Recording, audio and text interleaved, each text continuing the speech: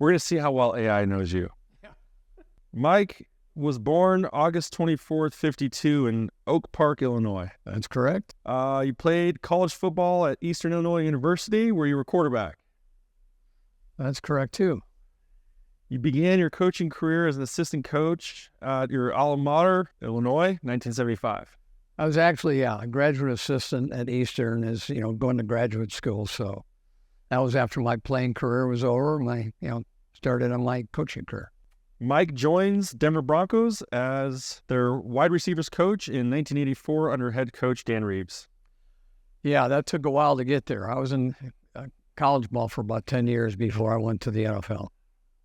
So far, pretty accurate. Yeah. Mike is an avid golfer and enjoys playing the sport in his free time. I would say in coaching, you probably play 1 month a year. Okay. You really don't have a lot of time, but when you do have that time off, it's something I enjoy doing. Yeah. Mike is known to be a fan of horse racing and has attended several horse racing events. Well, my daughter is into horses, so I got into horses when she was very young. Okay. Yeah, and as soon as I could sell them, I sold them. Mike has a passion for cooking and enjoys experimenting with different recipes in the kitchen. That is totally untrue. Totally. There's no truth to that statement at all. That's amazing. Yeah. I was hoping we'd find one like that, honestly. You got to wonder where... Well, my wife would really laugh at that one. She would enjoy that one. Now, this one I'm actually interested about. Mike is an admirer of classic cars and has a small collection of vintage automobiles. No, I never had time for that. I actually enjoy it because my son-in-law, his father, is really into that, and I had a chance to see his collections. Okay. It's quite impressive. So no collection yourself, but the admiring part is correct. Yeah. Mike has a fascination with technology, keeps up to date with the latest gadgets and advancements in the tech world. Okay, Josh, play Johnny Cash and open shades everywhere. Now playing Johnny Cash, opening the shades.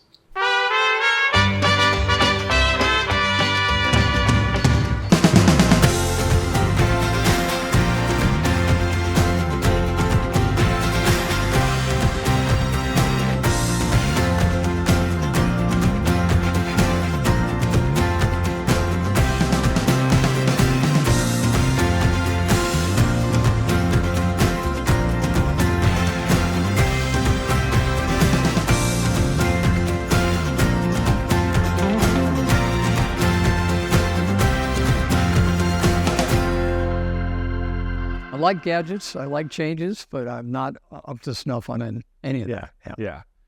So what's interesting is when people ask me, people are asking sometimes, like, trying to figure out who our typical client is. Yeah.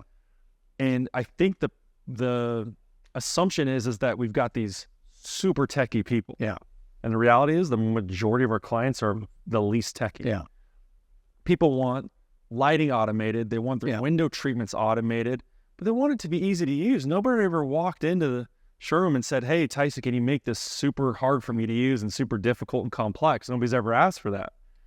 Well, they should ask you that question because you talked to me, for quite a while. Yeah. And you knew how little I knew about any of those gadgets, and I was just kind of blown away. Having moved into a new home for almost 15 years, it was kind of fun to see all the new changes. Yeah. That's true, right? In that case, over a decade worth of advancements had time to happen. Yeah. And at the end of the day, it's like you're able to enjoy the stuff that we put in, right? It's useful for day-to-day lifestyle. You can watch TV, you can watch a movie, you can go out and entertain. Yeah. But at the end of the day, you didn't have to be super techie and super into it to really get the benefits from that. Well, especially moving into a new house. You move into a new home, you don't have any idea what's out there. And then you experience that, and you say, you know what? I like all these things. That's right. You never knew it was out there. The reason I liked the opportunity that this house provided us and the challenges that came with it were we didn't get an opportunity to actually wire the house like we normally would. We would have put in a lot more wiring infrastructure. We would have talked to you about what you wanted to do. It all been planned. Yeah.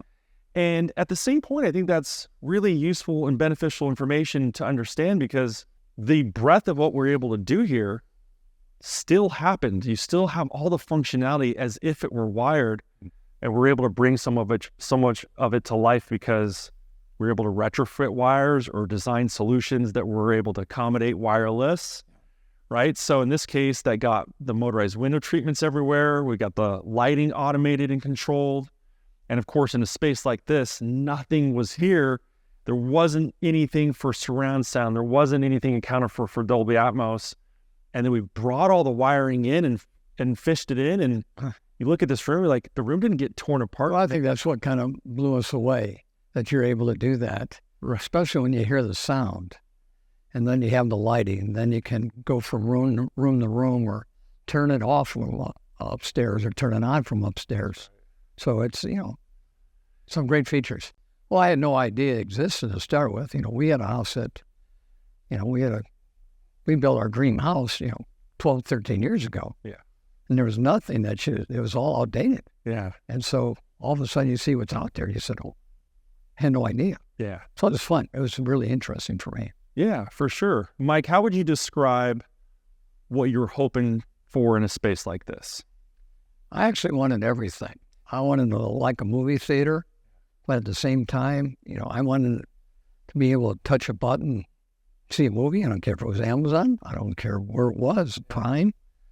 But it kind of blew me away with the surround sound, what you were able to do with the TV and bring everything in after it was done.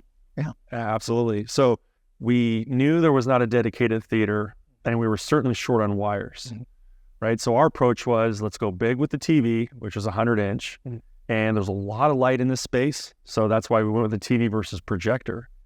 And then we pulled all the wire and fished it across the ceiling. We found a way to do it. We got a great team to do that. Yeah. And then we placed what is, high performance audio and gave you that immersive experience in what we would call a living space theater. And to think about the fact that we started with a blank canvas with no wires and to end up here is pretty cool. I think it's pretty neat to look back at that. Yeah, I just think the sound system just blew me away too. Yeah. Once you turn on a movie and you got a chance to look around, you said, oh my God, this is really... Okay, Josh, throw me the football. Josh, how did you do that?